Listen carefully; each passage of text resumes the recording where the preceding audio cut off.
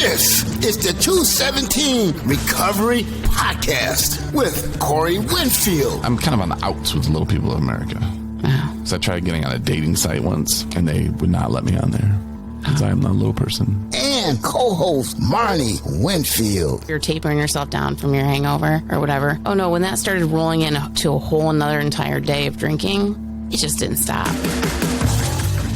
It is the 28th of October, 2021. My name is Corey Winfield, and Marnie is still resting. She's got back issues, but I have a very special guest with me today. Well, not really with me. Well, sort of. He's on the computer, and we're actually recording this as well. But my friend James Deere. James, how are you? Good, thank you, Corey. Thanks for having me. Yeah, and just to tell a quick story, man, it was over a year ago, I think, where you had sent me a message, and you were starting Break the Chain, which is your recovery group, I guess you could call. Are you guys a nonprofit now? It's a complicated one.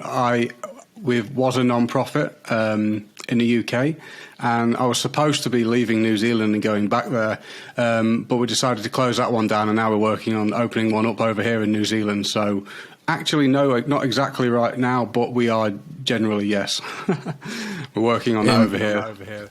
And I don't know over there if nonprofit means the same thing. I mean, here, obviously, nonprofits, you can make profit. It's just your board members don't get paid. So there's no inside incentive of oh, no, we can't do this. Even though people need it, we can't do that because we need to save money so I can get my bonus at the end of the year. I don't exactly know how it works. I've not really looked into the logistics of that so much, but I know that I know in the UK, the actual company can't take any. It depends how you set up as a charity. A charity is pretty obvious what that is, and not for profit, limited by liability company. I know that basically you can't take any profit from that, even if you're the director of it. You can have. I mean, one of the differences is you can just be a single director rather than having board members, but you can't make any profit personally. It all goes back into the organisation, and then when you close that down, you have to give away all the assets to another not-for-profit. Yeah, it's kind of the same here, except the director is the only person who can get paid. If you have a resource director, executive director, those people can. The presidents can't, vice president, board members can't. But that's crazy, man. It seems like if not paying the directors, it seems like that could open the door for a lot of slippery fingers. Well, you can take a wage, but you can't get, it's not going to be for profit. It's, it's not something you're going to get rich out of, that's for sure. Right. Well, that's cool, man. So you reached out to me, though, as I said, I want to say it was over a year ago, and we kind of started talking a little bit. And I really dig what you're doing there, man. You were, I think, just getting started. And I remember you were nervous. You were like, man, I'm going to do these online meetings. And you're like, I've never done them before, And I knew you were going to be great, man, because you have that authenticity about you. You and I, we do this because we love recovery. We were at a horrible spot in our life one time, and this is so much better. And then knowing that we're talking about it and we're open about it, and that helps other people be open about it and talk about it. And I saw that in you, and I could hear it in your voice, and I just thought, man, you're gonna do just fine. And how have the meetings been going? The meetings were wonderful. I'd been doing things before that, sharing videos online and doing kind of little mini vlogs, I guess, video log type things. And then I obviously started doing the podcast, my own podcast, and just generally sharing as many things and doing peer support and whatever. And then I think it was when I actually started doing the meetings when it kind of more of a sense of community came together, and you get your regulars coming along. People really appreciate that. That more intimate group setting, and it was absolutely magical, to be honest. I've had to stop doing them now because I started uni studying as a counsellor, which is going to be something that's going to help in the long run with everything, and it was part of the way that I was staying over here in New Zealand. So yeah, I guess time-wise, things with Break the Chain slowed down a little bit, and I've kind of reined everything in back to podcast. Still trying to work on the platform that we've been trying to build for a year and a half, which is not as easy as I'd like it to be, and peer support, and that's pretty much all that I'm doing at the moment, whilst I focus on getting the degree done, because obviously that's going to be worth it in the long run. And before I actually started doing a counselling degree, I guess I felt like I knew quite a lot about helping people. I felt like I knew quite a lot about helping people, and there was a lot of things that I had to learn. Yeah, so that's been a really, really cool thing. Yeah, it's always good to learn and to realize some of the, not mistakes you're making, but some of the easier ways that you can kind of bridge the gap between, the whole flow of things. And you and I both know we can't make people get sober. We can't do it for them, but just being there and support. And your phone probably rings all the time. Mine does with people, friends. I mean, just, hey, I need help. I need this. I need that. Just sometimes they just want an ear. And it's really hard. I'm also going back to school, and it's full time. And, the whole COVID thing really opened up online, which made it a lot easier because I don't have to go to a class. I can just sit at a computer when I get time. But it's still, man, it's time crunch. And then throw a wife in there, and she wants your time and attention. And it's just like, it gets overwhelming sometimes. So I think it's cool that you realize that, and you're like, whoa, I gotta take a break from something and just focus on the podcast when I can do the podcast, and just make that is the best that I can make it without trying to be overstretched, because I got into that problem as well, where I wanted to do this, I wanted to do that, I want to do that, I want to make a movie, and I had 50,000 things going on when I was barely even paying attention to a little bit of it, and it just doesn't make anything good. So then I kind of tried to hone it back in, and it's crazy because we want to do it all, but we know we can't. But at the same time, it's difficult, man. It really is. And, I'm glad that you kind of recognize that. That's pretty awesome that you're going back to school, though, to be a counselor. I don't know if you've felt or heard from people.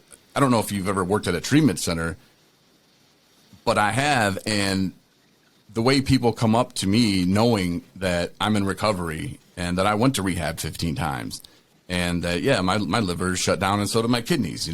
Alcohol's horrible, but they know that, and they know my story. And so when they come up to me, it's like we're on equal terms. I'm not above them. They're not above, we're just equal, with people who are looking for a way to maintain sobriety and live a fun life in recovery. And some of the other counselors weren't in recovery.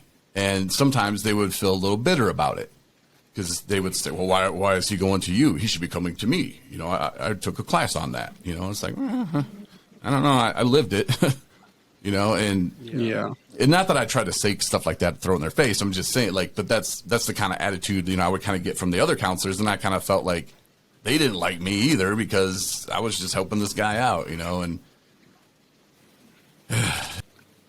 as an addict, like, if the first question that you have is like, have you been an addict?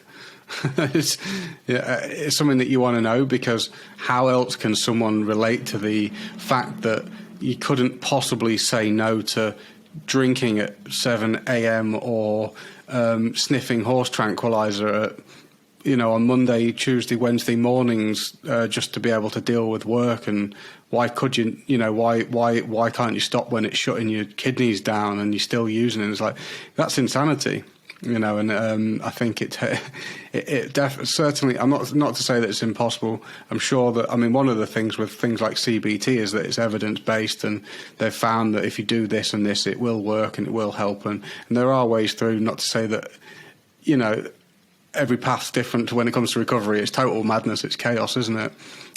Finding a way through. But certainly, I wanted to know that someone knew how I felt and could understand my personal insanity. Yeah.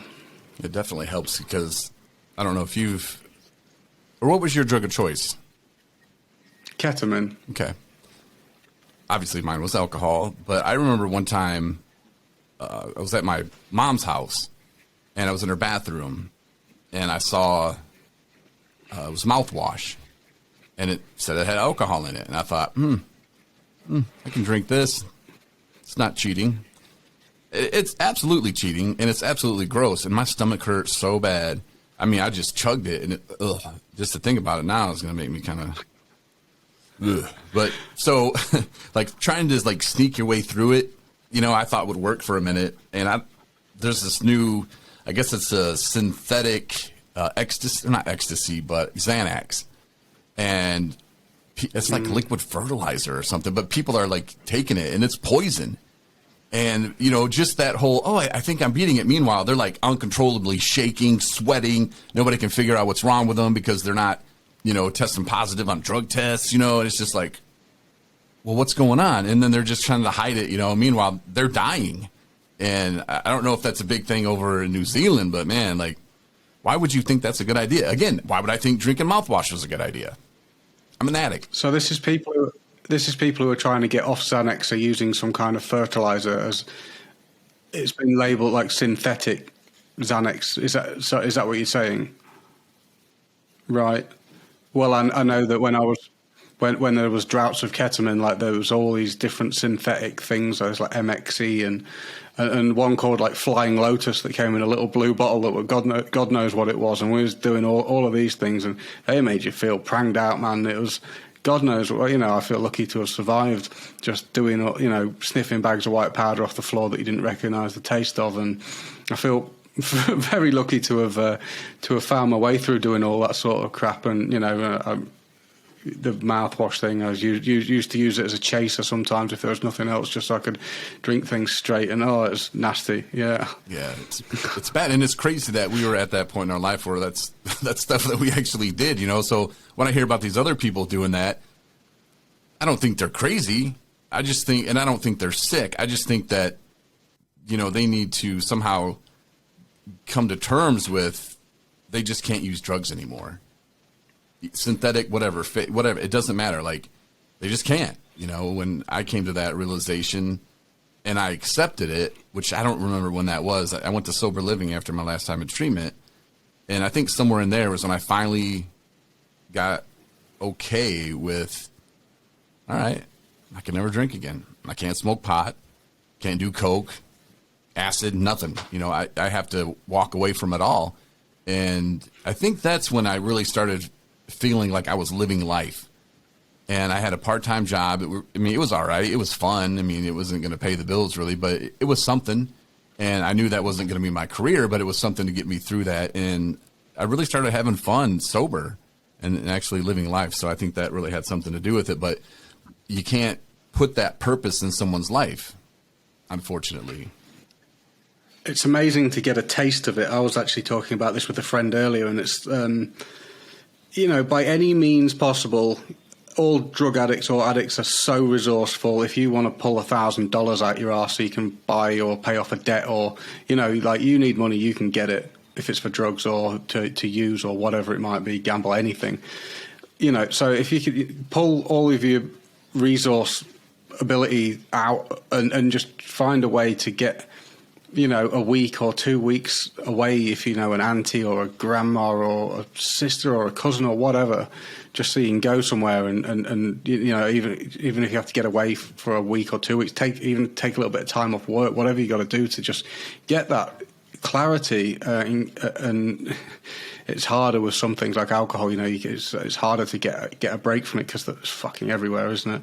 But if you can do that and get a bit of clarity, and it gives you something to compare to, so that when you go back into it again, you're like, I know what it's like to be sober, because I know that when I was in the thick of it, I didn't even remember what it was like to be sober anymore. I didn't have any sober memories. I didn't have any, everything I thought about was raves, techno, drugs. Like, it was just like the whole thing. I was just so immersed in this thing that I didn't know anything other than that. Everyone I knew did that, and it was like normal. It was everyday life. So yeah, it was really good to get to get some perspective on that by getting sober and enjoying myself again. So it's like, no, actually, I don't want to be, off balance at all times, not be able to use a calculator and do maths, not be able to problem solve, not be, all these cognitive abilities. I just couldn't do anything. I could kind of wobble around and laugh and dance in front of some speakers, and I had a few abilities, but like my functions were pretty limited. And to get all your functions back and be able to think and get those things back, and then you kind of know what you're losing again. And another thing I was thinking about, in the beginning, to get sober, it's kind of like that decision to get sober is a miracle. The decision to say never again, now that is just so far out, to go from being addicted to saying I'm never doing that again. And the thought of thinking about saying I will never use again is horrible. It's the most anxiety-fueled, disgusting thing to think about. Like, it's just like, I can still remember how I thought about, even 6 years after I stopped using, trying to say, right, I'm never going to do it again. Because I stopped using for so long before I said I quit. Because I couldn't do it. Even to think about it made me so anxious. And that's like, if you're going to get into recovery, start recovering before you quit. Just like, you don't have to say I'm not doing it anymore. Go see a counsellor, go see an addictions person, talk to someone that that's in recovery, and start feeling it out and start moving in that direction. Even if you stop using, you don't have to say never again until you say never again. And then when you actually say never again, that is an amazing feeling when you can actually have the courage to say, I'm never going to do that again. And especially, if you, like, I don't know, like me and you were the same. I had to quit everything. I had to quit alcohol and drugs and everything, because I knew that one led to the other, and it always did, and put me on the path of a downward spiral. So, but when I did say no to them and found purpose in my life, like, life is absolutely incredible now. But I went through hell to get there, and I'm sure you did as well. And now it comes to a point where if somebody offered me alcohol, I would say, no, man. Why would I want to be miserable? I was like, you know what that's going to do to my life? No, man. Like, it's just not worth it. And I think when you hit that point is when you can look back and say, nah, I'm never doing that again. Because I feel like I'm lucky to have made it out, and I think you're the same, talking about can't even use a calculator and just basic functions. And I'm lucky, and I don't want to go back through that. And I've been told it's easier to stay sober than it is to get clean, which I believe is true, not at first. And like you said earlier too, with people, just get a couple weeks, just go through the process. It is a process. And I've heard people, I just quit. Well, good for you. And sometimes I'll question them. I'm like, man, were you really a drunk? Or are you just coming to AA meetings because you're trying to get away from your wife? But the process, it is different for everyone. Some of us are stubborn. Some of us are like, no, I can still do it. In 5 years, I'll be able to drink again. No, I won't. And I saw a guy when COVID first started. He came in and he went to one meeting a week, one AA meeting a week, and he was probably 72, and he had 20 years clean. But since that one meeting closed down, he didn't really know how to use a computer, so he didn't really attempt any Zoom meetings. And just that one meeting led him right back to drinking, just missing that one meeting. And that's what really hit home for me too. It's like, man, it doesn't matter if it's 5 years, 3 years, 20 years, I can just never drink again. And being cool with that, like I said earlier, is really key. At least it was for me. But it's a process, and don't expect to get it right the first time. A guy I had on a month or so ago said something that kind of opened my eyes a little bit. I've heard people say, relapse is part of recovery.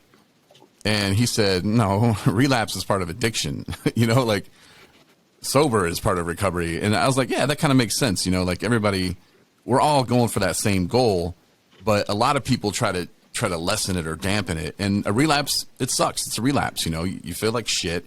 You feel like, you let everybody down again. And, why couldn't I do it? Like you mentioned earlier, like, why can't I just stop this? And why am I doing this again at 7 a.m? I don't really want to, but damn it, I need to get through the day.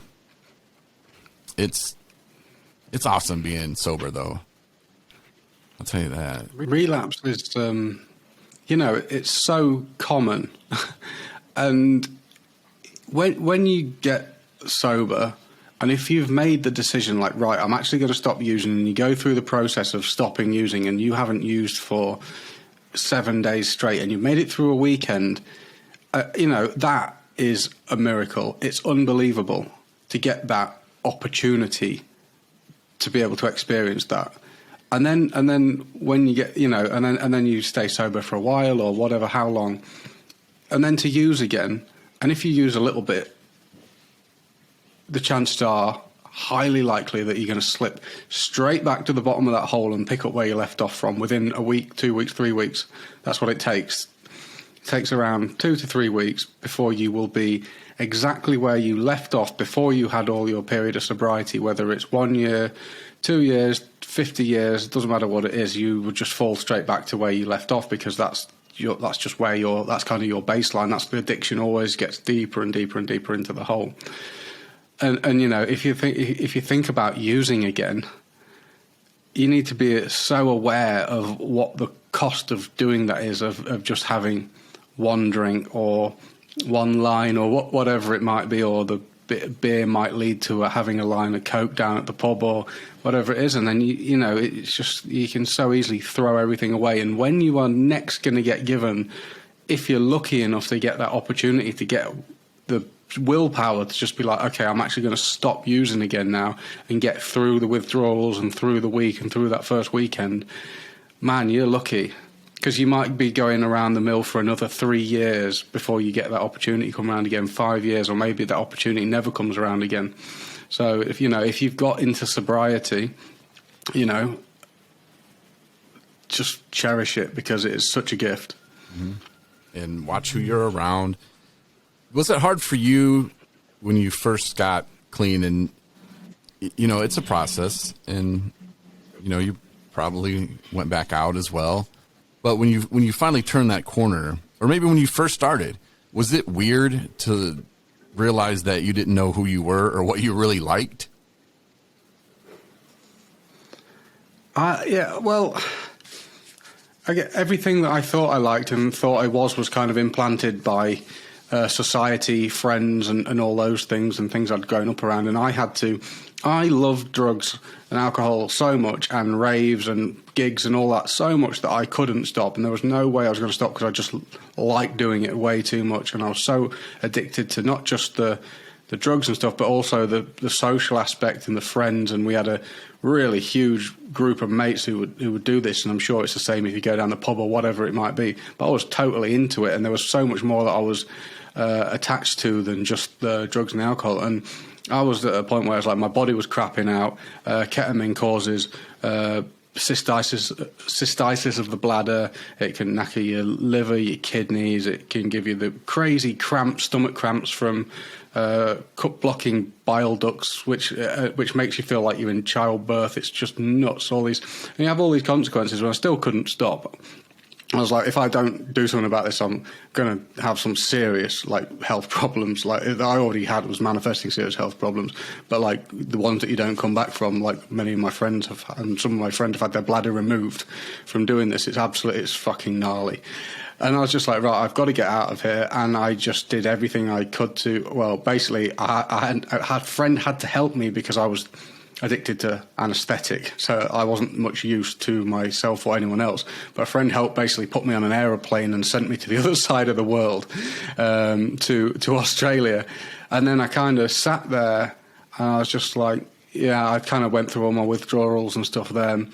And then I was just, you know, I tried to drink myself to death and realised that was never going to do what ketamine did. And I just wanted ketamine so bad, and I couldn't get it there. I didn't know anyone. And nor did I want to, fortunately, to really pursue drugs at that particular time. But I had no memories that weren't to do with drugs, so it was really hard, because my mind was just constantly going over all those things. But I sat there, and, like, I noticed over this course of you know, the next 10 months that I was there, you know, I changed what my hair looked like, I changed what I wore, I changed, you know, things about me just started changing to more like things that I actually wanted to do rather than what the things around me were telling me to do, you know. And it's kind of like going through that process of being like, actually, all those things that I thought I liked were things that I was doing because I was trying to impress everybody that I was around. And, you know, the realizations of all my, you know, I became extremely anxious when I got sober.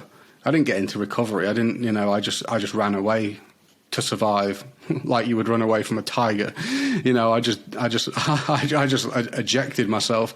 And then it actually took me, I mean, that's why it took me 7 years to, you know, and 2 mental breakdowns and panic attacks and severe anxiety and depression to actually get to the point where it's like, I actually needed recovery. And I found recovery through a yoga process, which taught me all the same things that the 12-step program did, basically. And then I gained this massive reverence for what the AA and NA was.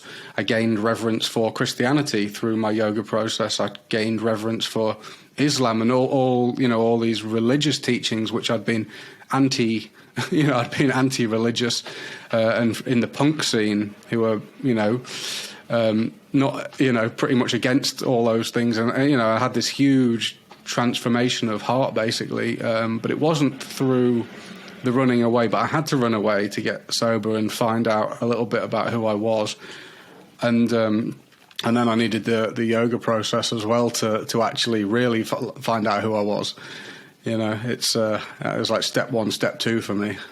Yes, you pretty much gradually started replacing the other stuff, and then you realize, you know, I like this yoga stuff, I like this other stuff, and you start learning more about yourself, and that is a crazy process, man.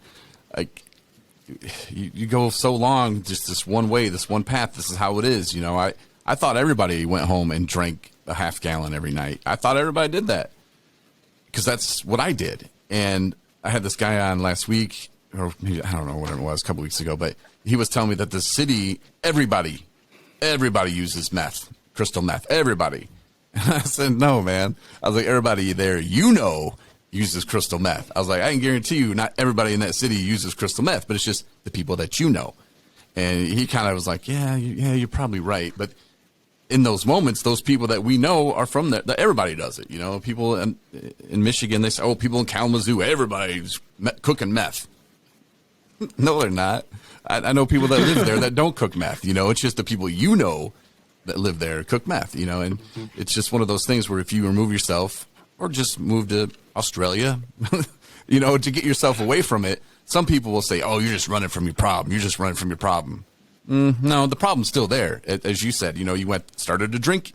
I'll drink myself to death. And then you're like, that's not it. That's not even working. I don't even like that. And then you just kind of, I guess, succumb to, all right, let me just try this living thing. And it's just amazing how when you do find yourself and start enjoying just being sober and waking up, not feeling like hell, not chasing something all day long, having money in your pocket, actually, and being worth a damn, you know, going to a job and then saying, you know, you did a really good job, man. We love having you here. And you're just like, what? I'm not coming in all hungover. And then I start with the regrets a little bit, like, man, how good could I have been on the radio? I could have been so much better, you know, but then you have to stop yourself there because, as Back to the Future, the movie taught us. Have you seen that movie? Yeah. Even if you go back in time, you can't change, and you can't change yourself, you know? You got to avoid yourself. So, like, what the hell good's a time machine going to do? And we can't change our past, you know? You just have to accept it. And I've done some things, said some things I'm not proud of. We all have. But we just have to kind of get over it, and that's where I think the acceptance part comes in. And I don't work the AA program. I tried for a little bit, and then I was telling a guy this at an AA meeting, and he's an older guy, and he's my friend. But he's like, well, Corey, this sounds to me like you're doing step 1 here, step 2 here. You just don't realize it. And I was like, I guess, man, whatever. I'm just telling you, I'm doing this, and I've been sober, and it's working, you know. And he was kind of delighted to know that I was working the steps, but not knowing it. And it's just like, all right, man, whatever it takes. You know, if it's AA, NA, if it's yoga, if it's sword fighting, as long as you're not like killing people, I think it's all right, man. Well, yeah, my you know, like when I actually read through the 12 steps, because, you know, I'd already got into a really good place before I read them. And then when I read them, it's like, well, be honest. And I was like, well, yeah, I've started doing that from reading a load of things. That was a hard one, even just to start, just to be honest. You know, learning about humility, something that I'd come about naturally. Learning about amendments was like, yeah, well, I watched My Name is Earl when I was 16, thank God. And he taught me about karma. Earl taught me all about karma and don't be a dick because anything that you do happens back to you. And I started watching that when I was a kid. Like, I used to fight when I was younger. And I noticed that every time I would hit someone, like, someone would just I'd randomly get hit back or something that would happen. And I was like, it seems to be like every time I do, it's like almost like I'm punching myself in the face. And then, it just got worse and worse. I was like, right, I'm going to stop. And I stopped, and all the violence stopped. Everything just stopped, and it showed me. I watched that very carefully since then. And obviously, when you don't do bad things, you don't have to live with guilt, because if you live with guilt, you'll never, ever be happy.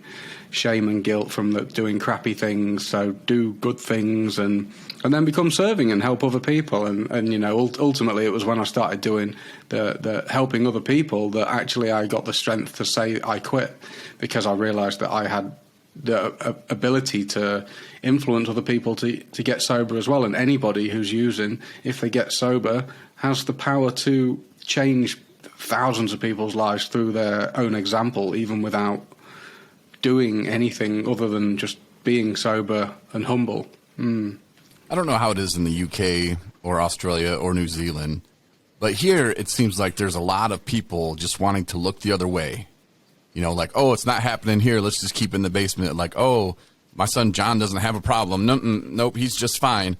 Instead of being open and talking about it. And this is something that I really want my nephews, who are 10 and 6, I really want them to know it's okay. If you're at a high school party, you start drinking, and something bad happens, you can come talk to Uncle Corey about it. You can talk to your mom about it. Nobody's going to string you up by the neck or whatever and hang you from the barn, but if you need help, we can give that to you, and I wish it would be more open here. I don't know what it is there, if people are still kind of like, oh no, it doesn't happen here.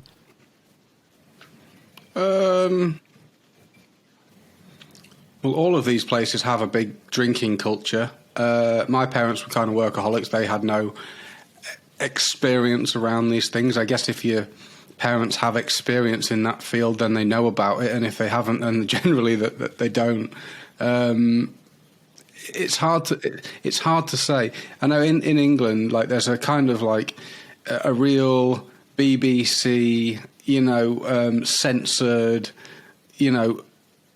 surface layer of England where it's like, oh, these things don't happen and everything's proper and everyone's polite.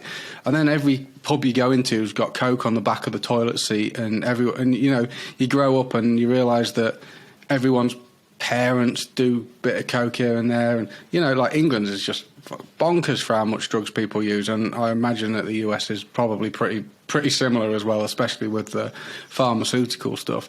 I don't think the pharmaceutical stuff's quite as, like party drugs are so cheap in the UK and so available, and it's kind of quite a small concentrated place. It's kind of all there. Over here in Australia and New Zealand, it's a lot of meth, because I know the cartels in Mexico target New Zealand and Australia because $1,000 of meth in Mexico is worth $250,000 in New Zealand.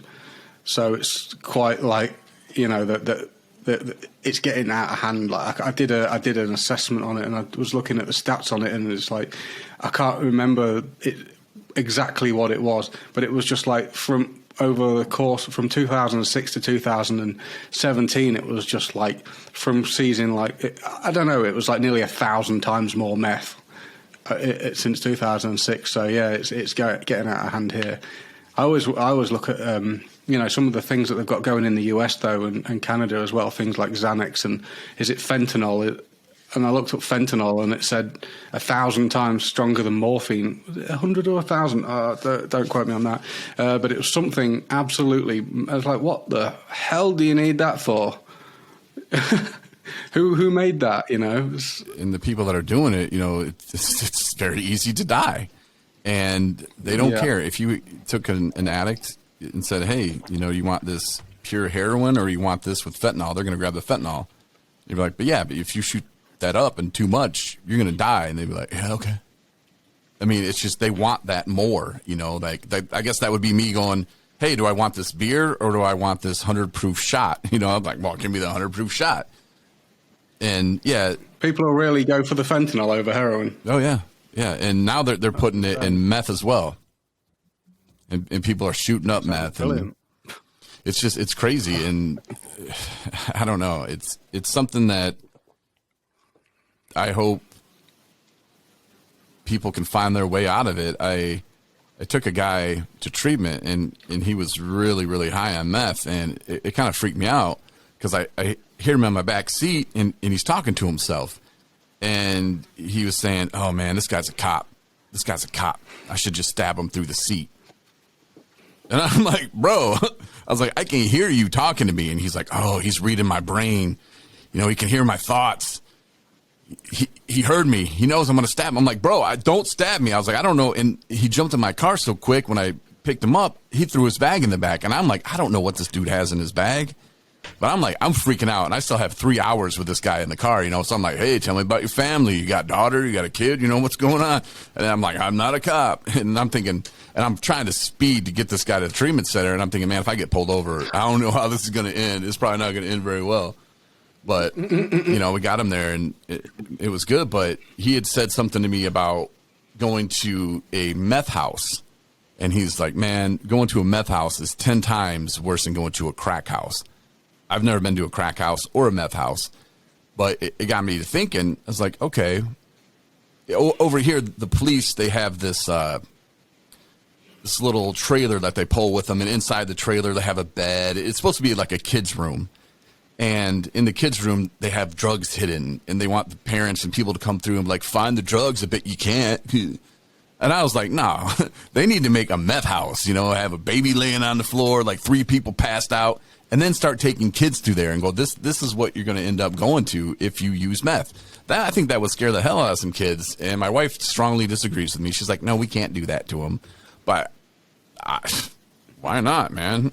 If I saw that and I was 7 years old, when the ex was like, hey, here, smoke this, and I smoked meth, I probably wouldn't have. You know, I would have been like, nah, nope, I don't want anything to do with that. But not knowing too much about it, and I was already drunk at the time, so hey, why not? And then I was up for 3 days, and I was like, man, this is amazing. This is great stuff. I want more. Thank God I didn't know anybody who had more. And you know, I called immediately to the treatment center and said, I need to come in there right now because this is bad. Because I knew my addictive personality, and I knew I liked it. But, you know, meth is one of those drugs that I think someone should just never try. You know, it's just going to wreck you.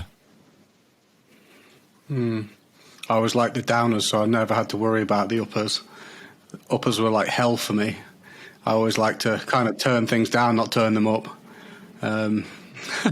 But yeah, what it does to people, I mean, what meth does to people in the period of time it does it as well, like, it's just got such a short shelf life on it. If people really go for it on meth, it's just like, you know, within a couple of years, you can really do some damage to yourself. And it's I always think of the Thomas the Tank meme. Have you seen the before and after one? Yeah. And you don't know who's making it. You don't know what they're putting in it. And a friend of mine got pulled over, and he claims that he used to run drugs from Mexico up to Chicago. And I don't know if he's telling the truth or not. You know, I don't know why he would say that. You know, it wasn't to impress me. He was just like, yeah, I got my toe cut off because of this. And I'm like, okay. But he went to treatment, got out, and then started going back to the same dealer. And I was like, man, you got to be careful. He's like, why? I was like, well, he knows that you're trying to get clean, but yet you're coming back to him. You know, he could think that you're trying to set him up, and he could give you some bad stuff that will make you either brain dead or just dead in general. You know, and he was just kind of like, oh, I never thought about that, you know. And people will do that. You know, I'm sure you've heard of hot shots. I haven't. I'm not familiar with people doing that sort of thing. In the UK, I doubt that's very common. Well, a hot shot is... Not where I'm from, anyway. It's kind of more typical with heroin, but they'll give you enough where they know it's going to kill you, and then they'll shoot you up with it, and then they'll leave, and you're dead. You overdose. You can't tell on them. Yeah. and it happens, a lot. And, it's just sometimes I guess people don't think, or I don't know, like same reason why I was in my mom's bathroom drinking the mouthwash, some things just don't make sense. And, that kind of goes par with the course, with somebody who's in addiction. But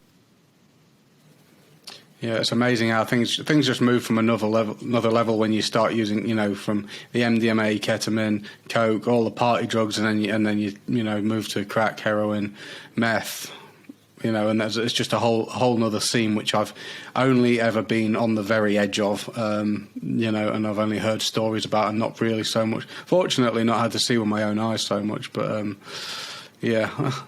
So I got to ask you this though too about family, because my family is really important to me, and there was a few people in my family who didn't give up. Some did. They were just tired of it. When you moved from the UK to Australia, was that like your family saying, James, you got to get out of here, man, to save your life? Or no, it wasn't. It was just myself. My family that don't have that kind of enterprise in them. They're business people, but they've never. That's all they've done, business. The whole family's very local. That wouldn't be something that they would think of. And in family, this is a problem for families. They think if you go somewhere else, why are you not just going to do that somewhere else where they can't see you? And they want to look after you, and they're like, well, if you go away from here, you could be like this just somewhere else, and we can't look after you at all. So it's no, I just put myself on an aeroplane with the help of my friend. And just scraped the barrel basically for many years. So, all my family are over the other side of the world, but they'd rather me be here sober than me go back there. And, I know I could go back there now and be sober, but at the end of the day, I don't want to be there anymore. I want to visit my family, but, I've made a life here, very, very happy with everything. And to be honest, if I'm just around it all the time, it is a layer of anxiety that I'm sure I'd get used to it.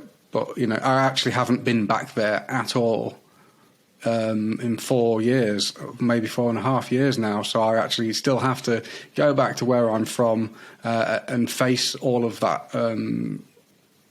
stuff. But I know that my friends aren't going to be offering me drugs anymore, because they know that I've made my whole life about recovery. I run a recovery company, and if they see me, it'll stress them out if they're using, because they're just going to be thinking about the fact that they're shit for using, being addicted basically, which I won't be thinking that. Totally. I started doing what I'm doing too, because I went away and got sober, and I just felt so bad for everybody still being stuck in that situation. So I was like, what can I do to start helping people pull themselves out of it? But they're not likely to come near me for a chat probably, because I'll probably feel real shit, But yeah. Yeah, it's interesting with the older friends, like some of mine. Well, I don't really, I know a lot of people, but like real close friends that I grew up with, I just have a handful, and they're happy. They're happy to see me sober, and we don't talk as much as we used to, but at the same time, I have to live my life. They have to live theirs, and the family, though, I kind of felt a little bit, I don't even know what the word, I'm definitely grateful, but tears of joy, I guess, once I got sober.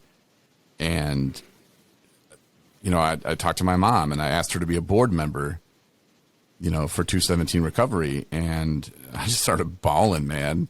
Like I could not hold it together. I was just like, ah. My stepdad comes back to the table. We were at a Mexican restaurant, and he's looking like, what just happened? You're like, we were having a good time. Like, why is everybody crying? I'm just like, oh no. It's just because she had been there, and my mom, didn't give up on me. She'd been there, and it meant so much, and I did not see that one coming. And today, I was driving home after dropping somebody off a treatment, and my father and I we spoke for the first time, a month or two ago, but that's the first time we spoke in like 3.5, 4 years. So he's actually coming to the state where I live.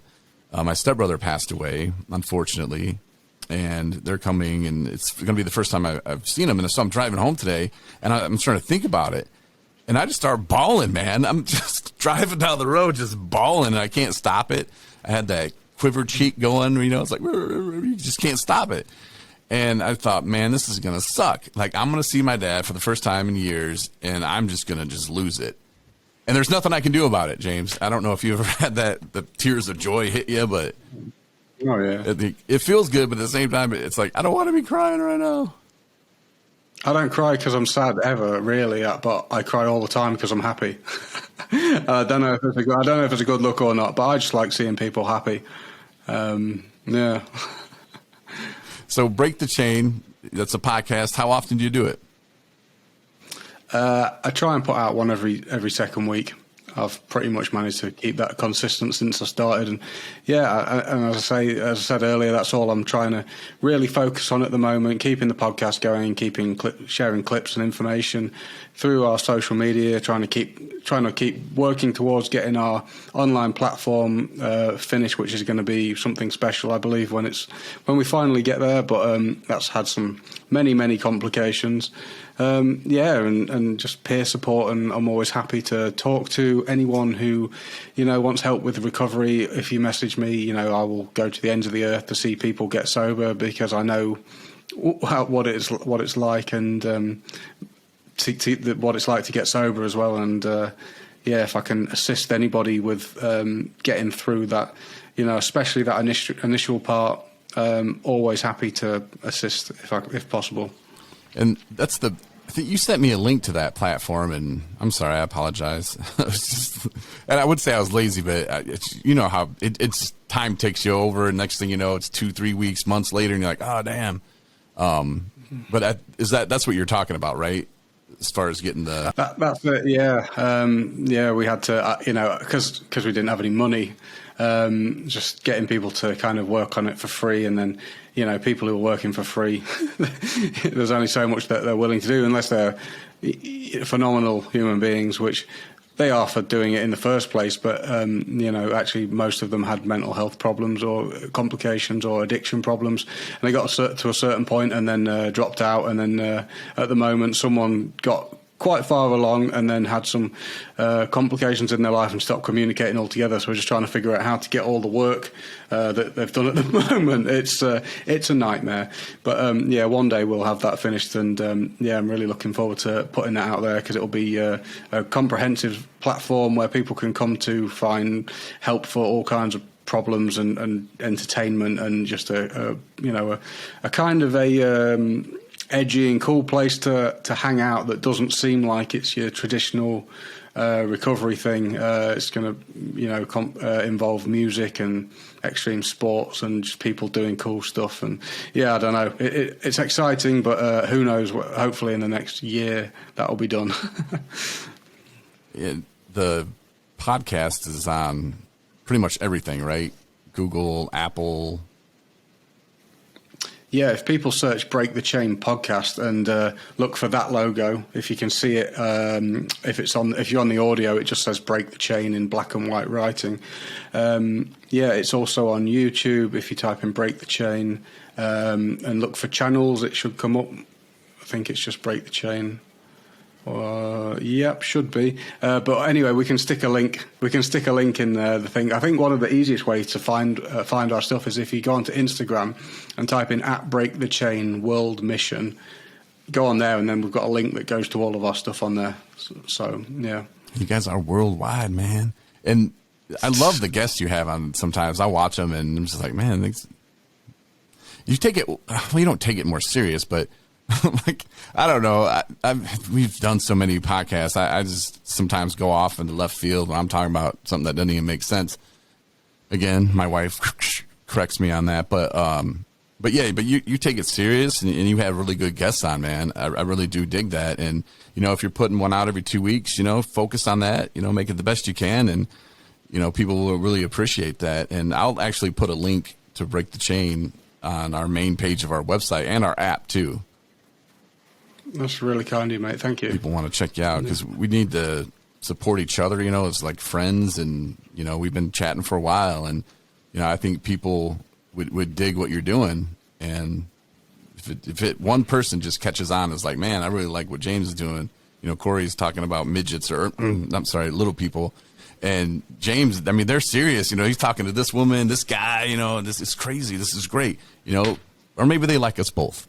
But I'll definitely put a link up, man, and, you know, direct people. It's a different, you've got a certain style, and you can tell that you was a radio host because, you know, you've got a talent and a skill where you can just talk and say, you know, like, we agreed you would host this because, you know, you can freestyle, and I always write really, really pithy, concise questions that, you know, and it's kind of almost like, because I know what kind of information I want to extract out of a person for people, and I always go through and I always do it, which is, I'm surprised I do that because I'm a loose unit most of the time, but with that, I really do a lot of research.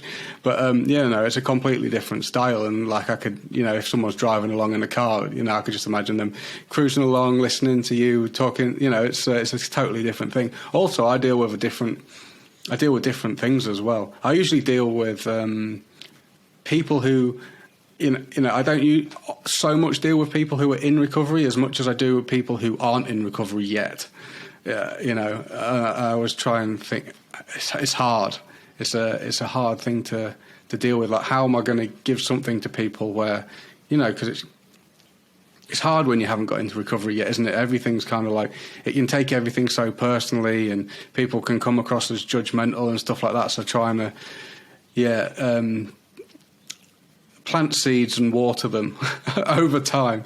And it's hard to grow my audience as well, because people don't like, people who haven't got into recovery yet actually like find probably the information repulsive. They probably hear it and they're like, fuck this guy. But, you know, I just hope that over, you know, 2 or 5 years, that if you plant those seeds and water them, one day they're going to go, all right, I want to quit. And actually now I know how to do it, because I've been hearing these little clips from James for ages. And yeah, and they'll know where to turn, you know, when they do. And that is a tough audience. I remember my mom would, oh, Corey, look at this video. I don't need to look at that video. That dude's crackhead, you know, like, oh, that dude's a real alcoholic, you know. Meanwhile, I just got out of the hospital, about died, and I don't need therapy. What is this? This is stupid. I didn't want to listen to it, you know. And so we base our podcast kind of on people that are in recovery and family members. And when we first started, I had no idea, you know. And then I found out that a lot of family members and friends who have people in active addiction are like, what can I do? What can I say? And we kind of break it down like that from time to time too, and just be like, hey, you know, like, you send them to Australia, send them to New Zealand. I know a guy. Yeah. Can you work on websites? Because this guy, we'll send them to you, man.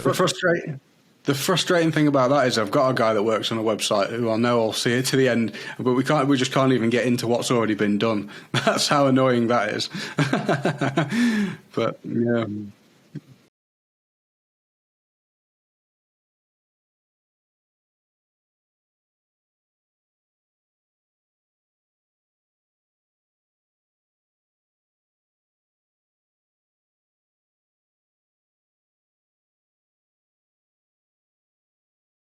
But I appreciate you being on, James. I really do. I know this is kind of last minute, even though I kind of talked about it a week ago or whatever, and it was just like, hey. And I know you were really busy today, and I really do appreciate you taking the time to be on the podcast. And, you know, whenever you want to put the video together, just let me know. I can share it out there, and, you know, don't rush it.